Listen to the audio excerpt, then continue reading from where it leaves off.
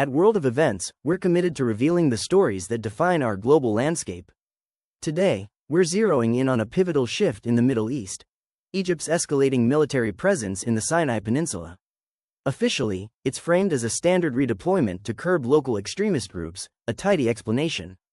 But let's cut through the noise. Anyone paying attention knows something more significant is simmering beneath the surface.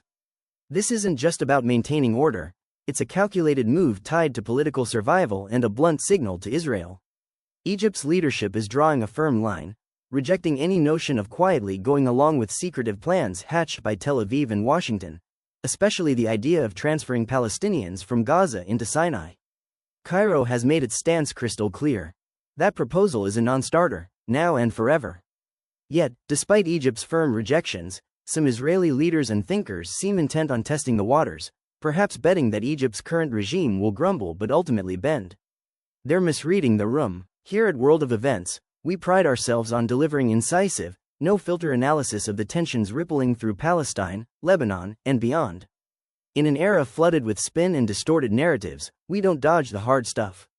We dig into the details, expose double standards, and unpack the messy realities others gloss over. But keeping this kind of independent journalism alive depends on you. If you value clear-eyed, unvarnished reporting, help us keep the conversation going, hit like, share, and subscribe to stay in the loop. Now, let's refocus on the situation. Both Egypt's president and Jordan's king have publicly declared they won't accept Palestinians displaced from Gaza. So, what's Israel's next move if it tries to bulldoze ahead? Economic penalties? Coercive diplomacy? Israel might lean into those tactics, but Egypt isn't blinking. For years, Cairo has upheld a fragile peace with Israel, rooted in the Camp David Accords that halted open hostilities. That deal hinged on a shared understanding: Israel wouldn't cross lines that jeopardize Egypt's core security interests. But now, with talk of resolving Gaza by uprooting its Palestinian residents, Egypt sees a reckless gambit it can't stomach. Forcing Palestinians into Sinai isn't just a logistical headache, it's a direct threat to Egypt's stability. An influx like that could spark chaos at home and paint Egypt as a sellout to the Palestinian struggle in the eyes of the Arab world. For a government already navigating choppy domestic waters, that's a risk too big to take. So, Egypt doubles down. We're talking large-scale military exercises, tanks rolling into place, warplanes roaring across the sky, all broadcasting an unmistakable warning: don't test us. This isn't some knee-jerk response. Egypt has spent years quietly bolstering its forces, modernizing its arsenal to handle real threats. And now, with Gaza's future hanging in the balance, that preparation is front and center. This isn't about chasing down ragtag militants anymore, it's about reminding Israel that Egypt remains a heavyweight with bite. Any push to shove Palestinians into Sinai wouldn't just get a sternly worded letter, it'd face a far tougher response. Over in Israel, the reaction is jittery. Media outlets are churning out anxious headlines about Egypt's maneuvers, social media is abuzz with theories, and a palpable unease is settling in. Experts are sounding alarms. This isn't routine saber rattling, the scope hints at something weightier. If you're in Tel Aviv, watching Egyptian tanks line up along key positions, you're not shrugging it off as a training drill. You're asking if Egypt is gearing up for the unthinkable: a head-on clash with Israel. With Israeli society already on edge, even the whisper of that possibility is enough to rattle nerves. Then came a diplomatic slip. Israel's new U.S. ambassador, Yael Lauder, let slip how seriously Israel views Egypt's moves, only for her remarks to vanish online shortly after, a telltale sign of just how touchy this topic is. Meanwhile, Israel's UN ambassador Danny Danon mused aloud about why Egypt is pouring billions into military upgrades when it supposedly faces no pressing dangers. That's a head-in-the-sand take.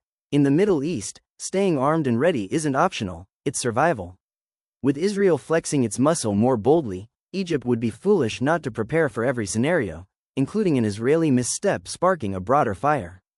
And don't overlook Russia's role. Egypt's been shopping for firepower, with reports of its delegates eyeing Russia's cutting-edge Pantsir missile system at a UAE defense expo. If Egypt snaps up enough of these advanced defenses, it could tilt the regional chessboard. Israel's air superiority has long been a trump card, but a stocked-up Egypt could narrow that gap. Those missile systems aren't just shields, they're a potential check on Israel's air force in a hypothetical showdown.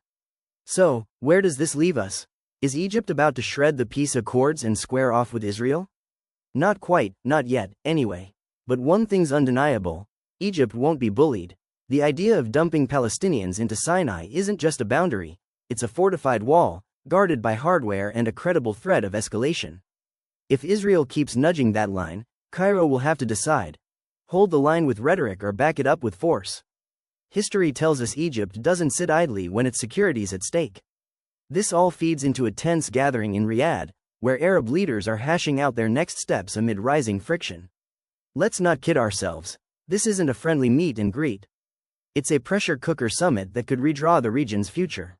Egypt and Israel are nearing a flashpoint over the Gaza displacement idea, while Saudi Arabia juggles its warming ties with Israel against its claim as the Arab world's standard bearer. This is high-stakes stuff. Egypt's at a turning point. Since the 1978 Camp David handshake between Sadat and Begin, it's been a grudging partner in peace with Israel. A deal that sidelined it from Arab-Israeli wars but rested on a bedrock principle: Palestinian rights wouldn't be traded away. Now, with Israel mulling a Gaza exodus into Sinai, that foundation is cracking. The sheer gall of the plan has cornered Egypt into a stance it never wanted, and its growing Sinai buildup shows it's not messing around. If this blows up into war, it won't be tidy. Israel's military is top tier, but Egypt brings numbers, resources, and geographic heft. This isn't 1967 Redux, where Israel could blitz through and call it a day. Egypt's forces are stronger now, and with Israel tied up in Gaza and Lebanon, adding Egypt to the mix could strain it past its limits. A clash here could snowball into a regional free-for-all, pulling in Jordan, Syria, maybe even Saudi Arabia, not to mention Iran, which would relish the chance to pile on. Saudi Arabia's Crown Prince Mohammed bin Salman, MBS, is caught in a bind, chasing normalization with Israel while dodging backlash over abandoning Palestinians. The Abraham Accords teased a Saudi leap, but with Gaza's war raging, cozying up to Israel is a tough sell. Riyadh's summit is a scramble to steady the ship, because an Egypt-Israel war wouldn't just rattle the region, it'd rock the Gulf, jolt oil markets, and tangle MBS's big plans. That's why Arab states are pushing a Gaza recovery plan, to counter bizarre U.S. pitches that boil the crisis down to a land grab: flatten Gaza, ship out its people, and slap luxury condos on the rubble. Even Saudi Arabia, long a U.S. ally, is balking. But unity's shaky. Egypt's all in because its survival's on the line. Jordan's wary of a West Bank domino effect. The Gulf weighs profits against credibility. The March 4th emergency summit in Egypt will be make or break.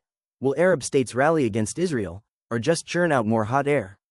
For Israel, the nightmare is a united Arab front with teeth, sanctions, diplomatic cuts, or worse. For the Arab world, it's another fizzled talkfest that lets Israel roll on. This isn't diplomacy as usual, it's a tipping point. If Egypt and Israel collide, it'll be a seismic jolt, rippling far beyond the Middle East. The Gulf wants to hit the brakes, but can they steer this off the cliff? If Israel digs in and Egypt sees no other way, no summit will halt the slide to war, and the fallout will echo across the region.